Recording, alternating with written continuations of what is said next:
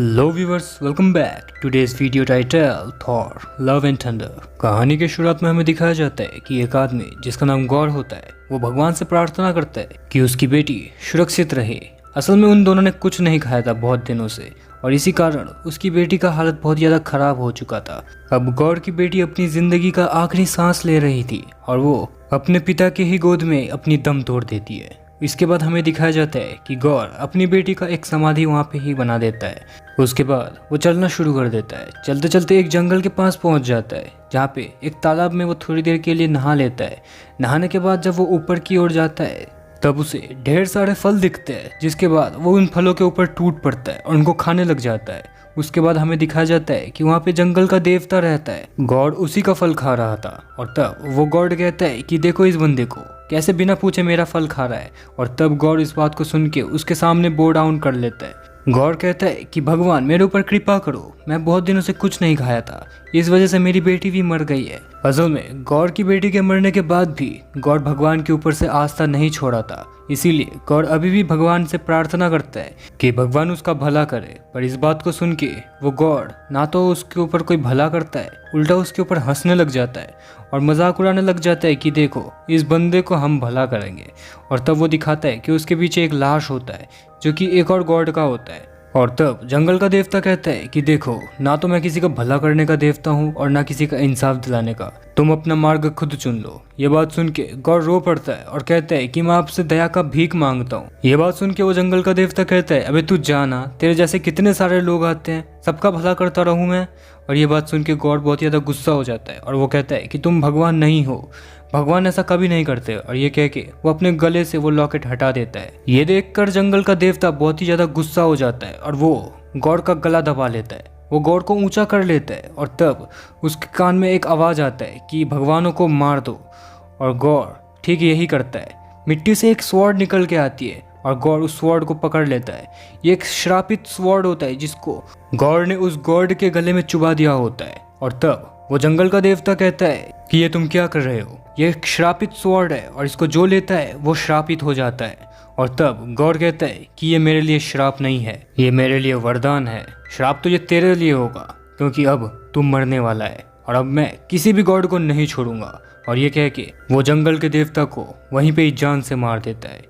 इसी इंट्रो के साथ शुरू होती है हमारी मार्वल स्टूडियो का Thor love and thunder movie का। और उसके बाद हमें दिखाया जाता है कि थॉर जो कि बहुत ही मोटा हो चुका था एंड गेम में, अब वो जिम विम करके बहुत ज्यादा स्लिम हो चुका था। उसका फैमिली पैक अब 6 पैक में बदल चुका था। यहाँ पे दिखाया जाता है कि थॉर मस्त अपने ध्यान में बिजी था और यहाँ पे स्टार लॉर्ड आके उसका ध्यान तोड़ता है और कहता है कि चलो वहाँ पे कुछ लोगों के ऊपर हमला हो चुका है। थॉर ये बात सुन के जल्दी खड़ा हो जाता है और अपना कुल्हाड़ी उठा के वहां से जाने लग जाता है और कहता है कैसे बंदे हो तुम लोग, लड़ाई के मैदान से भाग के आए हो, मेरे को ही जाना पड़ेगा। ये बोल के थॉर वहां से चला जाता है और यहाँ पे दिखाया जाता है कि लड़ाई यहाँ पे बहुत ही घमासान चल रही है। और यहाँ पे थॉर आ जाता है और सबको कहता है कि बच्चा लोग लड़ाई कैसी चल रही है। और तभी वहाँ पे कबीले के लोग आ जाते हैं जो कि कहते हैं कि भगवान आप हमारी मदद कीजिए, ये लोग हमारे पवित्र मंदिर के ऊपर आक्रमण कर दिया है, सिर्फ आप ही ऐसा बंदा है जो कि हमको उद्धार कर सकते हैं। और तब थॉर ये बात सुन के राजी हो जाता है और वो पत्थर के ऊपर खड़े होकर ज्ञान देने लग जाता है। अपना लेक्चर खत्म करते हुए अपना कुल्हाड़ी बुलाता है और वो उन दुश्मनों के ऊपर हमला कर देता है। वो अकेला ही 100 के बराबर था, इसीलिए दुश्मन लोग एक साथ उस पर टूट पड़ते हैं। और तब थॉर अपना जलवा दिखाते हुए सबको एक के एक धराशायी कर देता है। इसी लड़ाई के दौरान ऐसा एक पल आता है जहाँ पे थॉर का गाँव मतलब पैंट फटते फटते रह जाता है,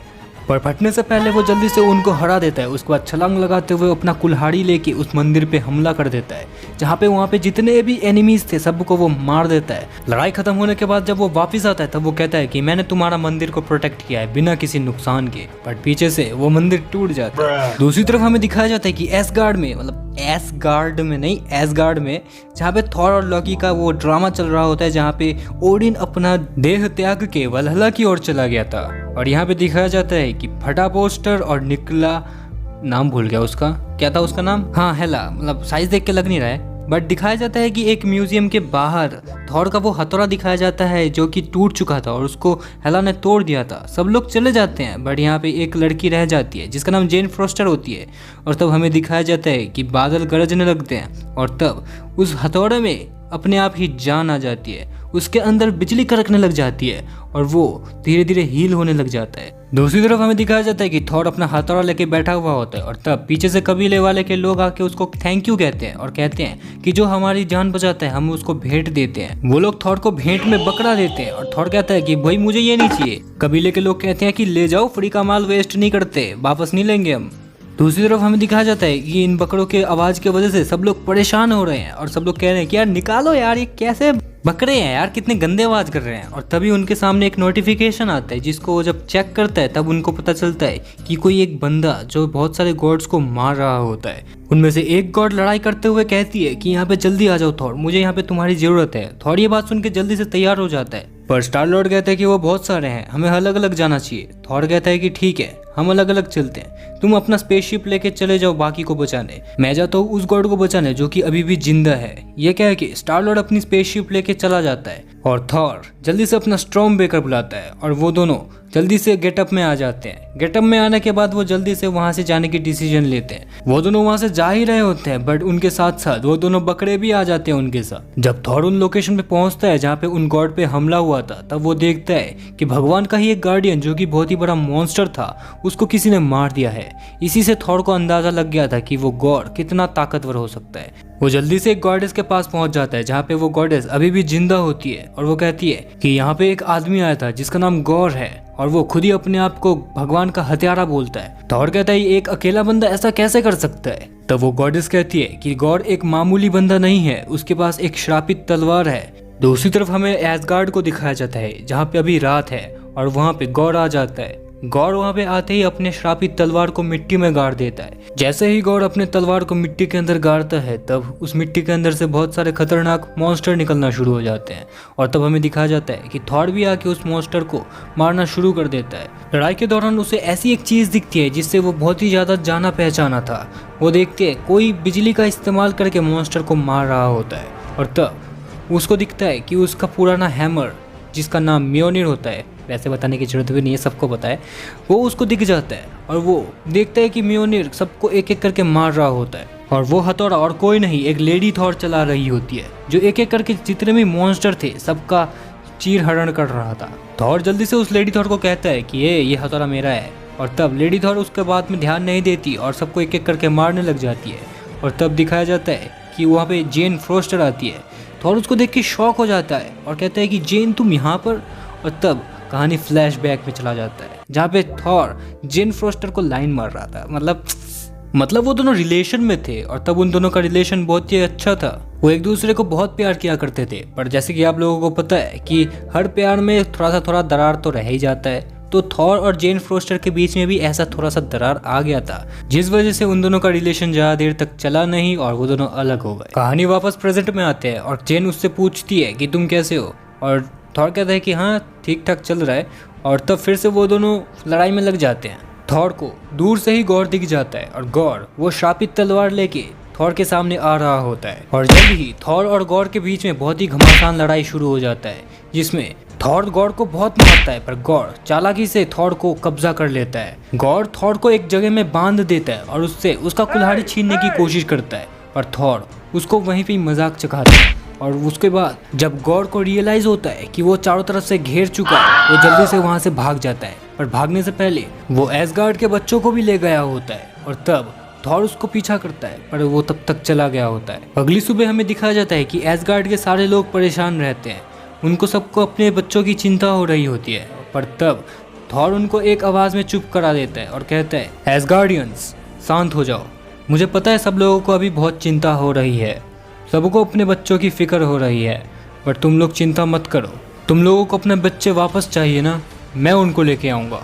ये कहकर थॉर वहाँ से चला जाता है पर आसमान में उड़ते उड़ते वो एसगार्ड के एंट्रेंस गेट में जाके बहुत जोर से टकरा जाता है। थॉर वापस आके उनसे सॉरी कहता है पर तब उनको एक बच्चे की आवाज़ आती है जो कि उसका दोस्त का बेटा होता है। थॉर जल्दी से उसके पास जाता है और कहता है अरे वाह, तुमको अपने बाप का टोटका भी आता है। तब वो बच्चा कहता है कि मैं यह ज़्यादा देर तक नहीं कर पाऊंगा, तुमको जल्दी से माइंडली टेलीपोर्ट करना पड़ेगा। तब थॉर जल्दी से उसके साथ माइंडली टेलीपोर्ट करता है और वो उनके पास पहुंच जाता है। जब थॉर वहाँ पे पहुंचता है तब वो देखता है कि वहाँ पे बहुत सारे एसगार्डियन बच्चे होते हैं। थॉर उनको समझाता है, उनका मन का हौसला बढ़ाता है और कहता है कि मैं जल्दी तुमको बचाने के लिए आ जाऊंगा, तुम लोग बिल्कुल भी डरना मत। थॉर वापस आ जाता है और उनको कहता है कि वो लोग अंधेरे के दुनिया में जा रहे होते हैं जेन पूछती है कि अंधेरे की दुनिया क्या होता है, और तब थॉर कहता है कि अंधेरे का दुनिया मतलब जहाँ पे कोई कलर नहीं होता। तब वैल्करी जल्दी से जाके अपनी कॉस्मिक शिप तैयार करने लग जाती है। जितने भी जरूरतमंद सामान होता है वो जल्दी से उसको पैक करने लग जाती है। दूसरी तरफ हमें दिखाया जाता है कि जेन फोस्टर जो कि अभी वॉशरूम में होती है और वो अपने असली रूप में आ जाती है। असल में जेन फोस्टर की मम्मी को कैंसर हुआ था और सेम कैंसर जेन फोस्टर को भी हुआ है। और तब हमें दिखाया जाता है कि थॉर फिर से सबको अपना बेकार सा लेक्चर सुनाता है। कहता है कि मैं तुम लोगों के बच्चों को लेके वापस लौट आऊंगा और उसके बाद हम सब लोग मिलके बिरयानी खाएंगे। मेरे बकरों का नहीं, बकरा देखा नहीं कि लाल टपकने लग गया, भेज बिरयानी खाएंगे। ये कहकर थॉर वहां से रवाना हो जाता है। उसका कॉस्मिक शिप कॉस्मिक रोड के ऊपर से सीधा ज़्यूस के महल के पास ले जाता है। असल में वो लोग ज़्यूस के पास जाके मदद मांगने वाले हैं। वो लोग ज़्यूस से कुछ सेना मांगने वाले हैं जिससे वो आसानी से गॉड को हरा सके। और वो लोग जल्दी से कॉस्मिक शिप की मदद से ज़्यूस के महल पे पहुंच जाता है जो कि ओलंपस में होता है। वो लोग भेस बदल के ज़्यूस के महल के अंदर सभा में घुस जाते हैं और वहाँ पे कुर्सी गर्म करने लग जाते हैं। और थोड़ी देर बाद हमें दिखाया जाता है एक बड़े से बादल के ऊपर से ज़्यूस पधार रहे होते हैं। वैसे मैंने कभी सोचा नहीं था कि ज़्यूस ऐसा दिखता होगा। एक तो मोटा बना दिया, उसके ऊपर से फ्रॉक पहना दिया, बताओ। बाय द वे छोड़ो गाइस। उसके बाद हमें दिखाया जाता है कि ज़्यूस अपना भाषण दे रहा था। उसके बाद थॉर अपने लोगों से बात कर रहा था कि तभी ज़्यूस कहता है कि कौन बात कर रहा है। और उसके बाद ज़्यूस थॉर को मंच के ऊपर बुलाता है। थॉर मंच के ऊपर आके उसकी बहुत तारीफ करने लग जाता है। उसके बाद वो कहता है कि मुझे आपका बहुत मदद चाहिए। गॉड जो कि खुद को अपने आप को देव हत्यारा कहता है, वो एक एक करके सारे देवताओं को मार रहा होता है। और तब ज़्यूस उसको साफ मना कर देता है। थॉर ये बात सुन के शॉक हो जाता है और ज़्यूस कहता है कि तुम अपना काम खुद संभालो ना। और तब थॉर कहता है वो एक एक करके सारे देवताओं को मार रहा है, वो तुम लोगों को भी मार देगा। पर ज़्यूस कहता है कि इसमें हम कुछ नहीं कर सकते। एसगार्डियंस का प्रॉब्लम एसगार्डियंस को मुबारक। थॉर ये बात सुन के बहुत ही ज्यादा गुस्सा हो जाता है और वो कहता है कि मैंने कभी सोचा नहीं था कि तुम इतने कायर होगे। और ये बात सुन के ज़्यूस बहुत गुस्सा हो जाता है और उसको बेड़िया पहना देता है। उसके बाद ज़्यूस उसको नंगा कर देता है, जिसके बाद थॉर का तीसरा हथौड़ा देख के सारी लड़कियां बेहोश हो जाते हैं। ज़्यूस उसको वापस कपड़ा पहना देता है, पर तब वो लोग मिलकर ज़्यूस पे हमला कर देते हैं। उसके ऊपर हमला करने के बाद ज़्यूस भी अपने बहुत सारे सैनिक उन पे छोड़ देते हैं। इस लड़ाई के दौरान ज़्यूस अपना थंडरबोल्ट कॉर्ग को मार देता है, जिससे कॉर्ग टुकड़े टुकड़े हो जाता है। कॉर्ग का ये हाल देखकर थॉर बहुत ही ज्यादा गुस्सा हो जाता है और वो ज़्यूस पे चिल्लाने लग जाता है। ज़्यूस थॉर को भी अब थंडरबोल्ट मारने वाला होता है, पर जैसे ही वो थंडरबोल्ट फेंकता है थॉर उसको पकड़ लेता है और उसको उल्टा ही ज़्यूस को ही मार देता है। और तब ज़्यूस ऊपर से गिर जाता है। जैसे ही वो ऊपर से गिरता है थॉर जल्दी से कॉर्ग का सिर निकाल लेता है और उसका सिर निकाल के वैल्करी को दे देता है। और जल्दी से वैल्करी उसको अपने बाल के पीछे बांध लेती है और जैसे ही वो उसके बाल के पीछे बांधती है वो जोर से एक आवाज निकालता है, जिससे उनका कॉस्मिक शिप उनके पास आ जाता है और सब लोग एक एक करके उस कॉस्मिक शिप पे बैठ जाते हैं। और वैल्करी उस मौके पे ज़्यूस का थंडरबोल्ट चुरा लिया होता है और सब लोग एक साथ वहां से निकल जाते हैं। थॉर वापस से उन बच्चों के पास माइंडली टेलीपोर्ट होके जाता है और उनको कहता है कि मैंने ज़्यूस को मार दिया है और ज़्यूस को मारने के बाद उसका थंडरबोल्ट छीन लिया है और मैं जल्द ही तुम लोगों को बचाने के लिए आऊँगा। उसके बाद थॉर वहाँ से वापस आ जाता है। वापस आने के बाद वो अपने स्ट्रॉमबेगर के पास जाता है और उसको कहता है कि यार तुमने तो आज हमारी जान ही बचा लिया। और उसके बाद थॉर उसको दारू पिला देता है। थोड़ी देर बाद हमें दिखाया जाता है कि वहाँ पे जेन फोस्टर आ जाती है और वो थॉर के साथ बातें करने लग जाती है। वो लोग बहुत देर से बातें कर रहे होते हैं और इसी दौरान थॉर अपने दिल की बात जेन फोस्टर को बोल देता है। और तब जेन फोस्टर उसको कहती है कि तुमको शायद नहीं पता पर मेरे को कैंसर है। थॉर ये बात सुन के बहुत ही ज़्यादा शॉक हो जाता है और वो जेन फोस्टर से पूछता है कि तुमको ये कब पता चला। जेन फोस्टर कहती है कि यही कुछ 6 महीने पहले। डॉक्टर ने कहा कि 4th स्टेज चल रहा है, बट मैं ठीक हूँ, तुमको चिंता करने की जरूरत नहीं है, तुमको क्या ही फर्क पड़ता है। पर थॉर कहता है कि हाँ मुझे फ़र्क नहीं पड़ता, पर हाँ मुझे फ़र्क पड़ता है क्योंकि मैं तुमको प्यार करता हूँ। और ये बात कह के वो दोनों एक दूसरे को किस कर लेते हैं। पर थोड़ी देर बाद उनको पता चलता है कि वो लोग अंधेरे की दुनिया में पहुँच चुके हैं और धीरे धीरे करके उनका सारा रंग अपने आप से ब्लैक एंड वाइट हो जाता है। उसके बाद हमें दिखाया जाता है कि वो लोग उस ग्रह के अंदर एंटर कर चुके हैं। जब वो लोग कॉस्मिक शिप से उतरते हैं तब वो लोग देखते हैं कि जो पिंजरा जिसके अंदर बच्चा था उसके अंदर एक भी बच्चे नहीं होते हैं और वो लोग बहुत ज़्यादा परेशान हो जाते हैं। थोड़ा दूर चलने के बाद वो लोग तंबू के पास पहुंचते हैं, जिसके बाद उन लोगों को बहुत ही जल्द पता चल जाता है कि वो एक ट्रैप था जो कि गॉड के द्वारा बनाया गया था। जेन फोस्टर जल्दी से उस कुल्हाड़ी को बाहर की ओर फेंक देती है ताकि वो कुल्हाड़ी गॉड के हाथ ना लगे और गॉड उस कुल्हाड़ी की मदद से इटर्निटी का दरवाजा ना खोल पाए। और तब हमें दिखाया जाता है कि गॉड उनके सामने आ जाता है और वो सबको ट्रैप में फंसा देता है। वो सबको ट्रैप में फंसा के सबको मैनिपुलेट करने लग जाता है। वो कहता है कि जब मेरी बेटी मर रही थी तब किसी ने मेरी बेटी को नहीं बचाया, अब मैं किसी को नहीं छोड़ूंगा। गॉड कहता है कि तुम अपना कुल्हाड़ी बुलाओ वरना मैं सबका दम घोट के मार डालूंगा। सबको मरता हुआ देख थॉर जल्दी से अपनी कुल्हाड़ी बुला लेता है और जैसे ही वो अपनी कुल्हाड़ी बुलाता है वहाँ पे एक बहुत जोर का विस्फोट होता है जिससे गॉड बहुत ही दूर जाके छिटक जाता है। तब हमें दिखाया जाता है कि गॉड ने फिर से अपनी तलवार मिट्टी में गाड़ दिया होता है और जिस वजह से वहाँ पे बहुत सारे मॉन्स्टर आ गए होते हैं। वो सब लोग उन मॉन्स्टर का सामना करते हैं और गॉड का भी धुलाई करते हैं और उसके बाद गॉड वहाँ से वैनिश हो जाता है। और उसके बाद जब वो लोग यहाँ से जाने ही वाले होते हैं पर अचानक से मिट्टी के अंदर से गॉड निकलता है और वो थॉर का स्टॉर्म ब्रेकर उससे छीन लेता है। और उसके बाद हमें दिखाया जाता है कि थॉर अपने दुनिया में वापस आ जाता है। जब वो लोग एसगार्ड पहुँचते हैं तब वो देखता है कि जेन अपनी असली रूप में आ गई होती है और वो बहुत ही ज़्यादा वीक हो चुकी होती है। थॉर उसको जल्दी से हॉस्पिटल में एडमिट कराता है और कहता है कि मैं जल्दी से वापस आ जाऊंगा। जेन कहती है कि मेरे बिना। थॉर कहता है कि मैं सबको बचा लूंगा। जेन कहती है कि उन बच्चों को मेरी ज़रूरत है, तुम अकेला उसको नहीं हरा पाओगे। थॉर कहता है कि जेन मुझे कुछ नहीं सुनना, मैं चाहता हूँ कि तुम जल्दी से ठीक हो जाओ। जेन उसको कहती है कि अगर तुम वापस नहीं लौटे ना तुम देख लेना मैं तुम्हारा क्या करती हूँ, best of luck Thor. Thor कहता है कि लक की ज़रूरत उसे है। उसके बाद हमें दिखाया जाता है कि थॉर वेलकरी से वो थंडरबोल्ट लेता है और वेलकरी कहती है कि मर मत जियो। असल में वेलकरी नहीं जा रही होती है क्योंकि वेलकरी को बहुत ज्यादा इंजरी हो चुकी होती है। उसके बाद थॉर उस थंडरबोल्ट की मदद से उस अंधेरे के दुनिया में पहुंच जाता है जहाँ पे गॉड बहुत सारे बच्चों को लेके इटर्निटी का द्वार खोलने के लिए पहुंच चुका होता है। वो उस स्टॉर्म ब्रेकर को इटर्निटी के द्वार के सामने लगा देता है और उस स्टॉर्म ब्रेकर की कॉस्मिक बीम से इटर्निटी का द्वार खुल रहा होता है। और हमें दिखाया जाता है कि थॉर भी वहाँ पे पहुंच चुका होता है जो कि बच्चों को बचा लिया होता है। और इस तरफ गॉड ने अपनी तलवार फिर से मिट्टी में गाड़ दिया होता है जिसके वजह से मिट्टी के अंदर से फिर से वो शैतान निकलना शुरू हो जाता है। और इस तरफ थॉर उन एसगार्डियन बच्चों को मोटिवेट कर रहा होता है कि तुम एसगार्डियन बच्चे हो और तुम लोग किसी भी मुसीबत का सामना कर सकते हो। वो बच्चे जल्दी से आसपास पड़े हुए सारे अस्त्र शस्त्र उठा लेते हैं और उसके बाद थॉर अपना थोड़ा सा पावर उनको दे देता है जिसके बाद सारे बच्चे थॉर हो जाते हैं। अब उन बच्चों के अंदर बहुत सारी पावर्स आ चुके होते हैं और वो उन शैतानों से लड़ना शुरू कर देते हैं। इस तरह थॉर गॉड से लड़ रहा होता है और बच्चों को पावर देने की वजह से थॉर के अंदर पावर बहुत ही कम हो जाता है। थॉर का पावर कम होने की वजह से गॉड थॉर के ऊपर भारी पड़ने लग जाता है और उसके बाद गॉड थॉर को बहुत पीट रहा होता है। उसके बाद हमें दिखाया जाता है कि जेन फोस्टर जिसके पास वो हथौड़ा आ जाता है और उसको लड़ने का इशारा कर रहा होता है। और इस तरफ गॉड थॉर के ऊपर चढ़ जाता है और उस पे तलवार भोंकने की कोशिश करता है। वो थॉर को मार पाता इससे पहले वहाँ पे जेन फोस्टर आ जाती है और गॉड को वहीं पे ही धरा कर देती है। थॉर जेन को देख के नाराज हो जाता है क्योंकि जब भी जेन हथौड़े को यूज करती है उसके अंदर की बीमारी और तेज हो जाती है और जब भी वो असली रूप में आती है तो उसका कैंसर और बढ़ जाता है। उनके लड़ाई के दौरान वो इटर्निटी का दरवाजा खुल जाता है और थॉर जल्दी से उस कुल्हाड़ी को उन बच्चों के पास फेंकता है जिसके बाद थॉर का दोस्त का बेटा जो कि उस कुल्हाड़ी को पकड़ लेता है और सारे बच्चों को लेकर वहाँ से चला जाता है।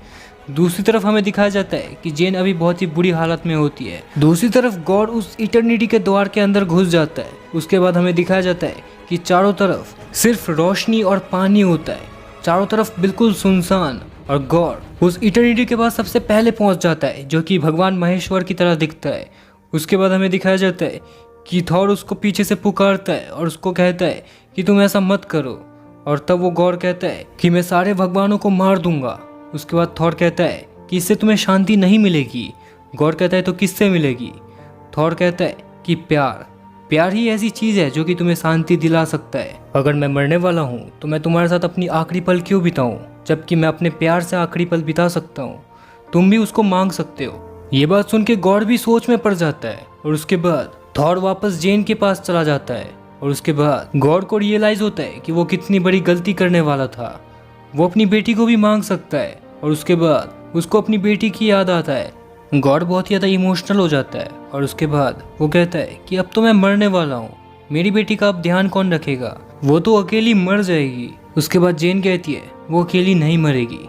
उसके बाद वो थॉर की ओर देखती है। इसका मतलब ये होता है कि अब गॉड का बेटी का ध्यान थॉर रखेगा। ये बात सुनकर गॉड इटर्निटी से अपना विश मांगता है। अब उसके चेहरे में ना कोई डर था और ना कोई गुस्सा।